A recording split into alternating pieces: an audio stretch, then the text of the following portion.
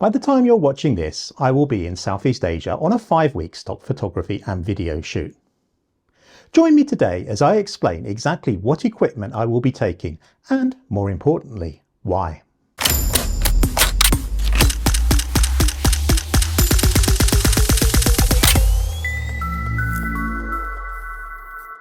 So this shoot will be 5 weeks in Southeast Asia, travelling to major cities. The main objective is to capture stock video for the shoot and also produce some YouTube videos for this channel, plus do some photography, some of which will be stock, some of which will be just personal, perhaps selling prints and stuff like that. But what equipment will I be taking? Well, my initial plans, and if you've watched previous videos, was just to take an iPhone with me. I have built an iPhone rig out of an iPhone 15 Pro. I have an SSD plugged into the top here. I have this newer grip. I have a 77mm adapter ring here, which allows me to put this hide variable neutral density and circular polarizer on it. And this is a brilliant bit of kit. You might have seen my previous video where I shot a cinematic video of Durham using the iPhone.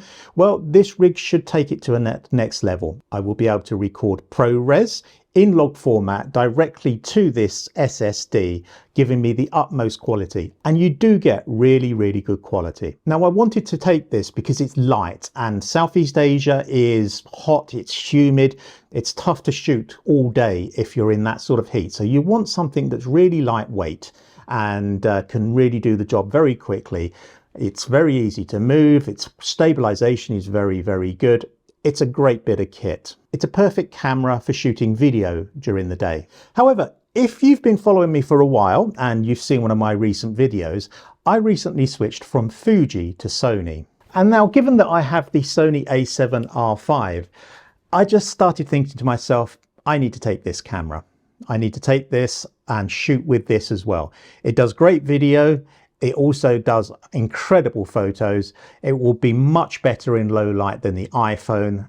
And I felt that I would be missing out if I did not take this camera with me as well. With it, I have the 24-105 f4 lens, not the fastest lens in the world. It is image stabilized, and obviously I have IBIS in the Sony Alpha R5 as well. So handheld, it will be great.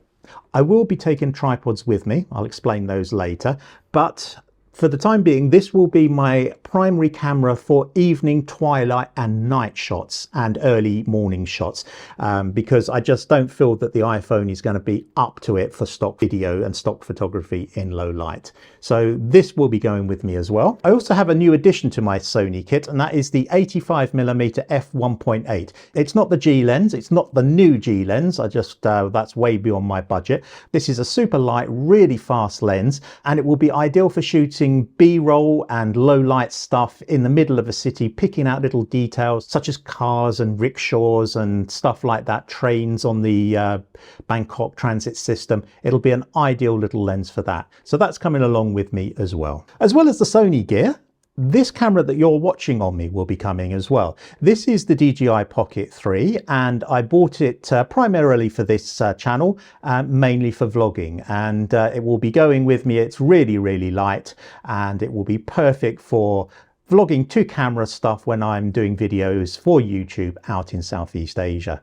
Attached to it, I have the Rode Wireless Mic 2 system. I would love to have the DJI system, but to be honest, because I have the Rode, it just doesn't make financial sense to actually have two mic systems, one for DJI and one for the other equipment. And I'm not going to get much money back if I sell the Rode. So I've adapted the Rode to work with the DJI Pocket 3. It works perfectly through USB-C. And so I will get decent sound through that on my DJI for vlogging. Now, as I mentioned, I will be taking tripods with me. My first stop is Bangkok, and that's a busy, crowded city, and I felt that there was going to be some problems trying to set tripods up in busy areas, particularly on skywalks and stuff like that. So I've invested in a Jobo GorillaPod 3K.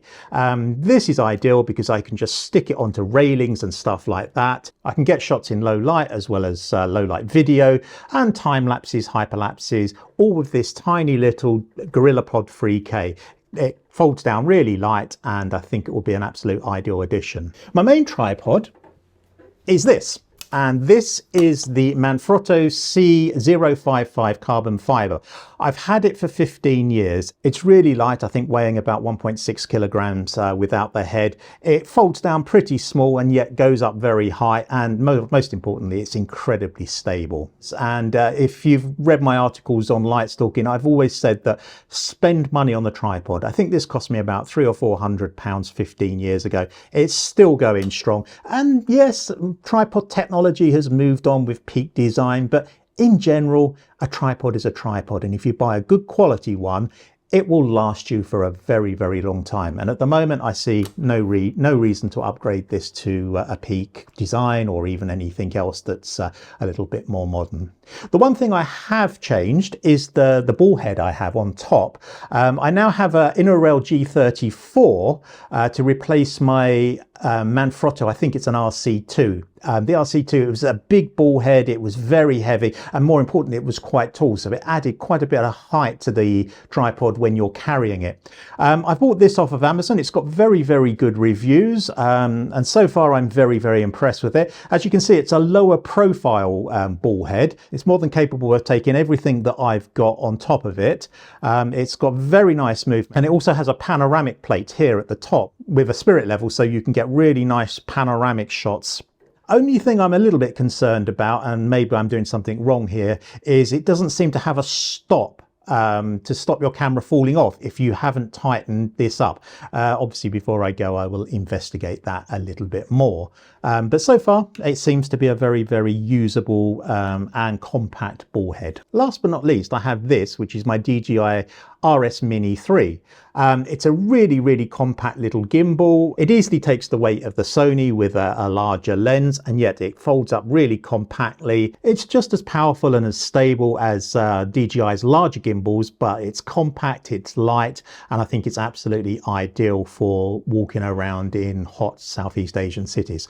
I've attached a small rig handle to it to give me that little bit of extra stability, which I think is really, really handy. And you know, as the day goes on, your arms get a little bit more tired, so I think this really, really helps. And it makes it much easier to go into briefcase mode and stuff like that for those underslung shots. So that's coming with me as well. In terms of camera bags, I have a couple of choices and I haven't decided on which one yet. Most probably I will take a small Kase Logic that I bought in Lisbon many years ago. Really, really good little camera bag. It's loads of space inside. It's so comfortable to wear, and I think that's probably the most important factor, is the comfort when wearing something like that. I will also take a smaller day bag, similar to something like this one over the back here. That will take this DJI Pocket 3 and the iPhone rig for day trips. And it'll also probably be able to get the Jobo attached to the side of it as well. So I'm shooting this a few days before I leave. You're watching this whilst I'm out there. I do plan to be doing a lot more videos whilst I'm out in Bangkok and in Singapore and in Ho Chi Minh City and some of the other places that I plan to go to. I want to do a lot of low light photography, low light video, testing all this equipment, particularly in low light. These cities are beautifully lit, wonderfully vibrant places, and I think in my mind that's always what I've wanted to capture, hence taking the Sony with me as well as the iPhone. So look out for videos coming from me from Southeast Asia. If you've got any suggestions on places that I should see in Singapore, Ho Chi Minh City, Bangkok, etc., please drop them into the comments below. If you've liked the video, please give me a thumbs up. That would be absolutely brilliant, and I will see you in the next one. Thanks for watching.